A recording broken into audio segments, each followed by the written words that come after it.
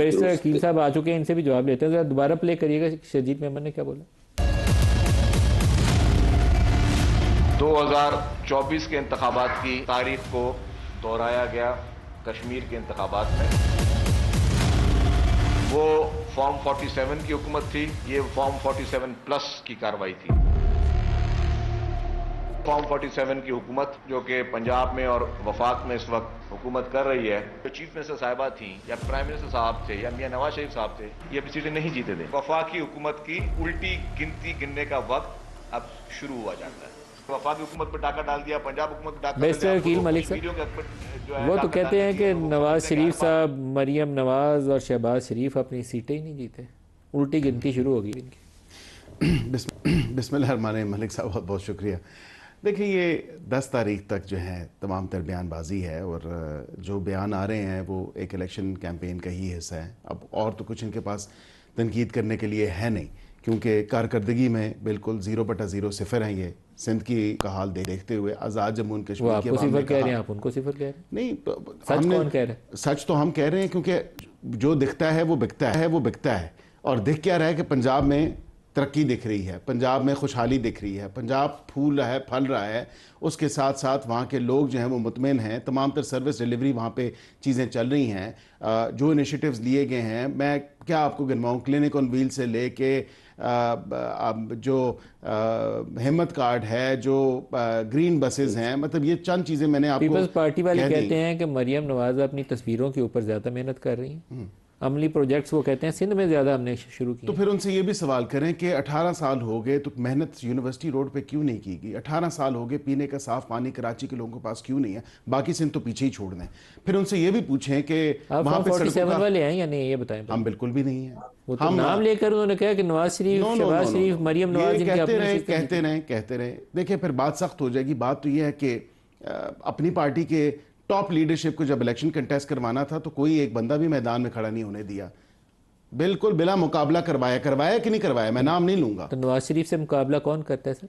आप नहीं, आप खड़े हो जाए, आप तो उनके लॉयलिस्ट हैं। वहां पे तो खड़े हो रहे थे लोग। कौन से सर? सिंध में, जहां से नवाज शरीफ के मुकाबले में कौन खड़ा होता है? देखिए, क्यों नहीं खड़े? किसी पार्टी में कोई नहीं, ना इमरान खान के मुकाबले में कोई, ना डेमोक्रेसी का सबक किसी पार्टी में। क्या अता तारड़ साहब जो है वो बिलावल के मुकाबले में नहीं खड़े हुए? खड़े तो हुए ना, मैदान में तो थे सर। तो पार्टी की डेमोक्रेसी का जिक्र हो रहा है, अताउल्लाह तारड़ और बिलावल का कहां से मुकाबला आ गया? पार्टी के अंदर इलेक्शन बात कर रहा हूं ना कि पार्टी के नवाज शरीफ के मुकाबले में अताउल्लाह तारड़ को खड़ा कर देते। डाई हार्ड लॉयलिस्ट है ना वो, तो आप ये भी नहीं रिस्क लेते कि तारड़ को ही ना 2 वोट पड़ जाए। नहीं, ऐसी बात नहीं है। देखें, मैं इस तमाम तर मामले पे एक वाज़ेह तौर पे आपको बताऊं, ये सिर्फ और सिर्फ 10 तारीख तक स्टेटमेंट्स हैं। आप एक जय्यद सहाफ़ी हैं, आपने कई इलेक्शंस कवर किए। इस इलेक्शन के हवाले से सर इन स्टेटमेंट्स का मकसद सिर्फ डिस्ट्रैक्शन? मेरे ख्याल से इन स्टेटमेंट्स का जो मकसद है वो ये है कि जब आपके पास आपका मंशूर में कोई ऐसी चीज़ ना हो, आप कहें कि हक़ हाकमियत, हक़ मलकियत, कौन से हक़ मलकियत? क्या वहाँ पे लोग मालिक नहीं हैं? वहाँ पे जो बिलावल की स्टेटमेंट वैसे अच्छी थी, आप बुरा चाहे माने, लेकिन वहाँ पे कश्मीर के लोगों को ये सुनना था जो उसने कहा, ये सुनना चाहते थे वो। अगर सुना तो फिर, लेकिन रावला कोर्ट पे ना आप बोले हैं तो ना बिलावल बोले, लेकिन ये स्टेटमेंट ठीक है। वो सुनना चाहते थे यही चीज़ें, तो फिर क्यों नहीं वोट किया? क्यों फिर वो तरक्की को वोट कर रहे हैं? फिर क्यों वो इंफ्रास्ट्रक्चर को वोट कर रहे हैं? आपका दावा है ना वोट पड़ा पीपल्स पार्टी, तो कहते हैं ठप्पे मारे, वो तो कह रहे हैं कि ठप्पे मारे। बताएं, जो 4 सीटों का बताते थे, जो मीरपुर की 4 सीटें हैं मलिक साहब, मैं बिल्कुल ऑनेस्टली अगर आपको बताऊं, राणा साहब की भी स्टेटमेंट आपने सुनी होगी, उन्होंने कहा 4 सीटों से बात शुरू हुई, हमने कहा ले आए एविडेंस, ले आए, फिर उन्होंने कहा नहीं, ये असल में 3 सीटें थी। उन्होंने कहा चले 3 का दिखा दें, उसमें कहा नहीं वो 2 थी। फिर आखिर में 1 में बात आई और 1 में भी वो सबूत नहीं दिखा सके। सारों का ही रोल है सर।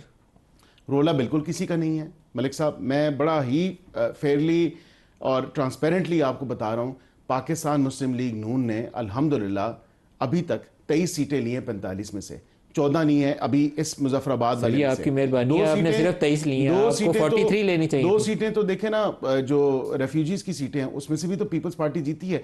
जहां पीपल्स पार्टी जीतती है ना, वहां पे पीपल्स पार्टी कहती है जी बिल्कुल जबरदस्त सिलेक्शन हुआ। पीपल्स पार्टी का वतीरा ये हो रहा है, और विद ऑल ड्यू रिस्पेक्ट, क्योंकि जो हल्के की सियासत करते हैं डॉक्टर साहब, पीटीआई का भी यही वतीरा था। पीटीआई कहती थी नहीं, सुबह से कौन सी धांधली शुरू होगी मुझे बताएं? सुबह से लेके रात शाम तक, ये जब तक पोलिंग क्लोज नहीं, धांधली होगी। कहाँ धांधली हुई? कोई हमें सबूत बताएं। कुछ पोलिंग स्टेशन पे मलिक साहब ये जरूर हुआ है कि दोनों फ्रीकैन आमने सामने थे। देखें, लोगों की दुश्मनियां भी होती हैं, लोग, इलेक्शन प्रोसेस है। मैं खुद, जब कई पोलिंग स्टेशंस आपके जो होते हैं वो सेंसिटिव पोलिंग स्टेशंस होते हैं, अब उन पोलिंग स्टेशंस पे अगर कोई तू तकरार हुई है, कोई हाथापाई हुई है, उसको उन्होंने कहा जान के हमले हो गए। बेसिस साहब, लेकिन हमारे पास कोई अच्छी खबर नहीं है कश्मीर के इलेक्शन की ट्रांसपेरेंसी के हवाले से। मैं तो नहीं कह सकता कि बहुत अच्छे कश्मीर का इलेक्शन, मेरे तो ख्याल में वो धांधली ज़्यादा इलेक्शन थे। और मैं आपके वोटिंग काउंट से भी, देखिए मैं तो फिर कहूंगा सबूत जो क्लेम है आपका अवाम के सामने सबूत रखें। 2024 का सबूत ये लाएं, इनसे पूछेंगे जो फॉर्म 47 कहते हैं। ये फॉर्म 47 का इनसे सबूत मांगे ना, आप मानेंगे? सबूत नहीं लेके आए ना। सबूत तो पाकिस्तान में बस जो पकड़ा जाए वही सबूत है, बाकी कोई यही बात। अब सबूत, सबसे बड़ा सबूत यह है कि अपनी दौरा हुकूमत में, आखिरी बात करूंगा, डस्का के इलेक्शन में क्या हुआ था, धुंध डाली थी ना खान साहब ने और उनकी पार्टी ने, पीटीआई ने अपनी हुकूमत में वो सारे बाई इलेक्शन हार गए थे। शायद एक सियालकोट वाली एमपीए की सीट थी वो जीते थे, पीएम, बाकी सारी सीटें हार गए थे।